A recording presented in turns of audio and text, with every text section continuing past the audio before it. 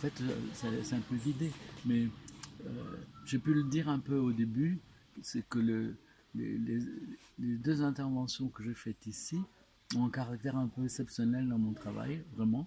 Très, euh, le concert baroque, c'était complètement fou. Faire 50 dessins, c'est vraiment parce que ce qui se passait ici m'a stimulé beaucoup. Cette idée de travailler avec Bernard, c'est comme je veux dire il fait bouger l'imaginaire, quoi, hein, vraiment. Hein.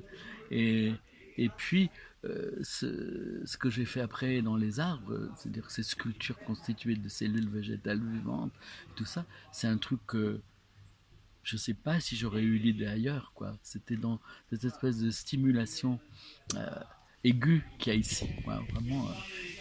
Et pour les deux choses, ouais, les deux, parce que là je viens d'en parler un peu, il faudrait que j'y pense plus.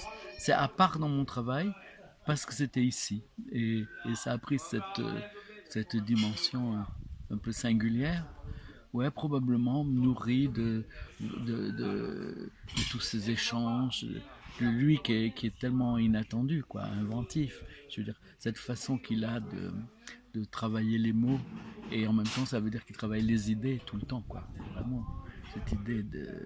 Comme si il remettait toujours en question. Je le verrais bien poser, faire une proposition, et puis on fait le tour de table, et quand ça arrive à lui, c'est lui qui est contre. Je le vois bien comme ça, lui. Voilà, Bernard. Donc, voilà. C'est pas mal, Uzès. On dirait qu'il y a un match à côté. Euh, Et aujourd'hui, avec cette conférence, ben là, en fait, j'étais vraiment étonné. Je m'attendais pas que ça prenne cette espèce d'ampleur. Je pensais qu'on allait. Là, j'ai écouté avec plaisir Bernard ce matin, comme ça, sous les platanes. On était quelques dizaines, et là, d'un coup, j'étais surpris du monde, quoi. Voilà.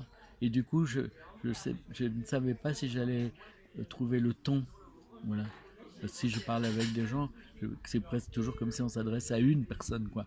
Et je sais pas si, et d'ailleurs, je sais pas si j'ai trouvé le ton. Heureusement qu'il y avait deux trois personnes que je connaissais et plus ou moins mon regard ou ma pensée s'adressait à eux, quoi. Voilà. hmm, Mais c'est quand même pas pareil hein, quand il y a autant de monde. Je sais pas, il y avait combien de monde là? 200? Non, je, cent je, cinquante, je 200. ne saurais pas vous répondre. J'ai du mal à jauger, mais en tout cas, oui, il y avait beaucoup de monde. Il faisait très chaud dans cette salle des fêtes. Mmh. Là, pendant qu'on se parle, il y a la fin de la projection. Ouais. Vous allez retourner rencontrer le public qui a assisté à cette Mmh. projection. Et c'est encore un moment de parole. Donc je vais peut-être... Ouais. Ouais, il faut que je fasse gaffe de ne pas répéter les choses que je dis déjà dans le film sans Pasolini. Il faudrait que je fasse attention parce que je parle de lui déjà. Pour moi, c'est une référence dans mon travail depuis toujours. Quoi. Une espèce de.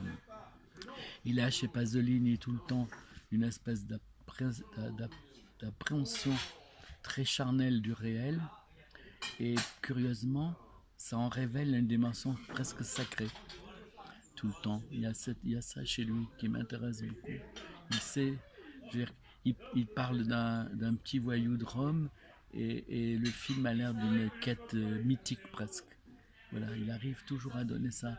Ou alors, il parle d'une pauvre fille, ouais, ou de ce petit voyou qui est à Catone, et il fait résonner Dante, Léopardi, Virgile. Voilà, il fait, dans son cinéma, dans sa poésie, il y a une interrogation tout le temps de l'histoire et de l'histoire de l'art.